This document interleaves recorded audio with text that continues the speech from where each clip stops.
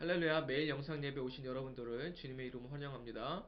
오늘은 마가복음 1장 16절에서 20절 말씀을 가지고 소명이라는 주제를 가지고 함께 말씀을 나누도록 하겠습니다.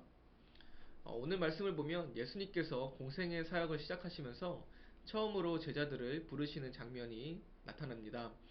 예수님께서 갈릴리 해변으로 걸으시다가 시몬과 그 형제 안드레를 만나서 그들을 먼저 부르시고 제자로 삼으셨습니다. 그리고 조금 더 지나시다가 야고보와 그 형제 요한을 불러서 제자로 삼으십니다. 그런데 예수님께서 첫 제자로 이 시몬과 안드레를 부르실 때에는 오늘 본문만 본다면 예수님께서 길을 걸으시다가 우연찮게 그들을 부르신 것처럼 보입니다. 그런데 예수님은 이전에 이미 이들과 만난 적이 있었습니다.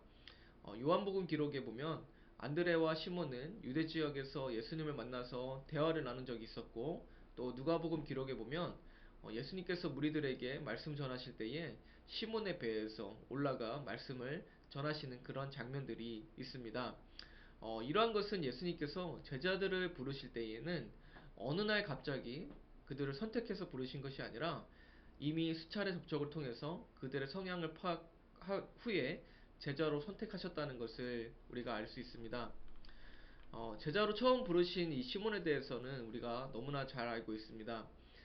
그는 예수님을 만나기 전에, 인격적으로 변하기 전에는 성격이 매우 급하고 또 감정적이고 자신을 너무 과시하는 그런 경향을 가진 사람이었습니다.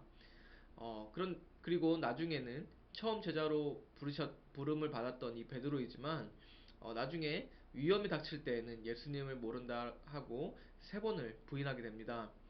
예수님께서는 그를 제자로 부르시기 전에 그를 만나서 그의 성향에 대해서 다 파악하셨음에도 불구하고 그를 제자로 부르신 것은 하나님의 은혜라고 부를 수밖에 없는 것이죠. 베드로의 원래 이름인 시몬은 드름이라는 의미인데, 아람어로 게바라 부르고 또 헬라어로는 베드로라, 이제 반석을 뜻하는 이름을 받게 됩니다. 즉 예수님께서는 베드로와 그 외 세 명의 제자들을 부르실 때에 현재의 연약하고 흠이 있는 그런 모습을 본 것이 아니라 장차 미래를 보시고 또 잠재력과 미래의 가능성을 보시고 그들을 선택하셨다는 것을 알 수 있습니다. 비록 예수님의 제자라는 타이틀을 가졌음에도 불구하고 많은 실수를 했고 또 예수님의 이름에 흠집을 많이 남겼지만, 그가 진정으로 예수님을 믿고 변화되었을 때는 또 새로운 사람이 되어서 변화되어서 앞장서서 예수님의 복음을 전파하는 그런 삶을 살게 됩니다. 그리고 그의 삶의 마지막을 예수님을 위해서 순교하게 되죠. 여러분, 우리가 이 세상을 살아가는 동안에 우리 모두는 흠이 많고 또 연약하고 죄가 많은 사람들입니다. 어느 누구 하나 자랑스럽게 내 자신을 내세울 사람은 하나도 없습니다.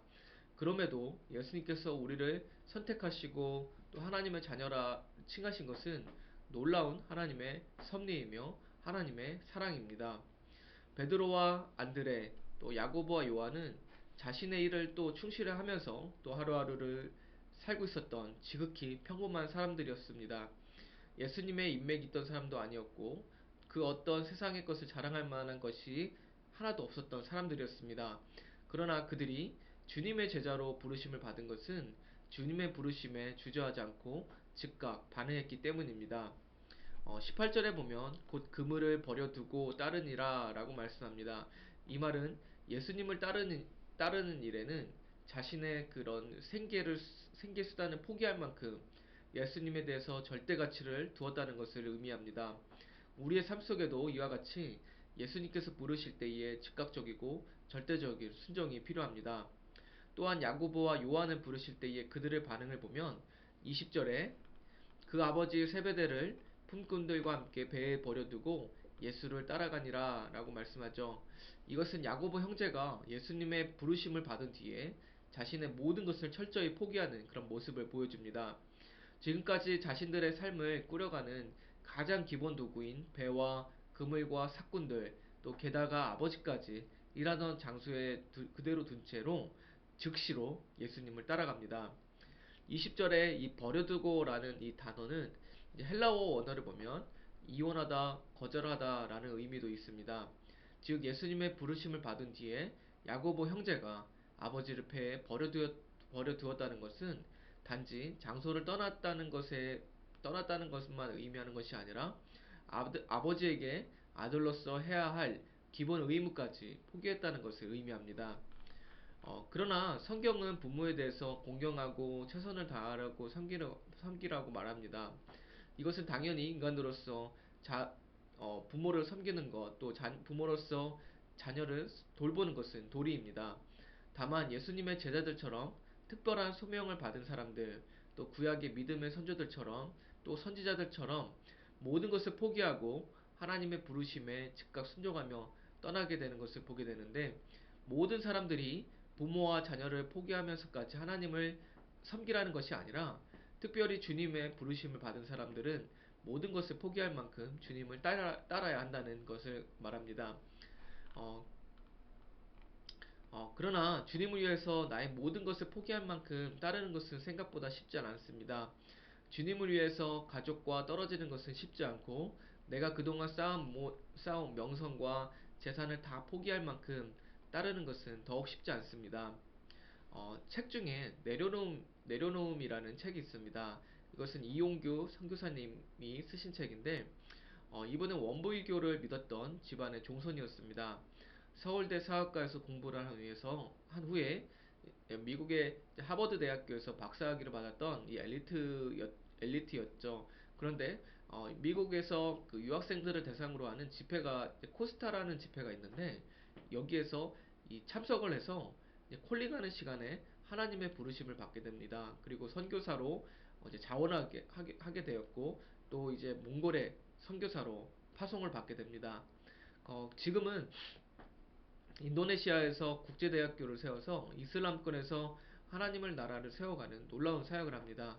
그런데 이분이 지난 날을 돌이키면서 이렇게 고백을 합니다. 하나님께 제 길을 맡기고 두려움 없이 걸어가는 과정에서 특별한 하나님을 경험했다. 제 삶은 하나님을 빼고는 설명이 되지 않는다. 라고 이렇게 고백합니다. 미래가 보장되고 또 전도 유망한 학자가 될 수 있던 사람이 코스타라는 그 집회에서 하나님의 부르심이 있을 때 즉각 반응했고, 그가 그동안 쌓아온 모든 것을 포기할 때에 걸어오는 그 순간들이 참 힘들고 어려웠지만, 그가 배우고 깨달은 것은 지난 그 걸어오는 과정 가운데에 하나님을 경험했다는 것입니다. 여러분, 하나님의 부르심에는 모든 것을 포기해야 한다는 그런 부담감이 있지만, 그 부르심에 즉각 순종할 때에 가진 것은 없지만, 우리가 하나님을 만나게 되고 하나님을 가지게 됩니다. 하나님의 부르심에 즉각 순종하는 저와 여러분이 되어서 이 남은 이 시대 가운데에 우리가 정말 주님의 귀한 도구로 쓰임 받는 저와 여러분이 되시기를 주님의 이름으로 축복합니다.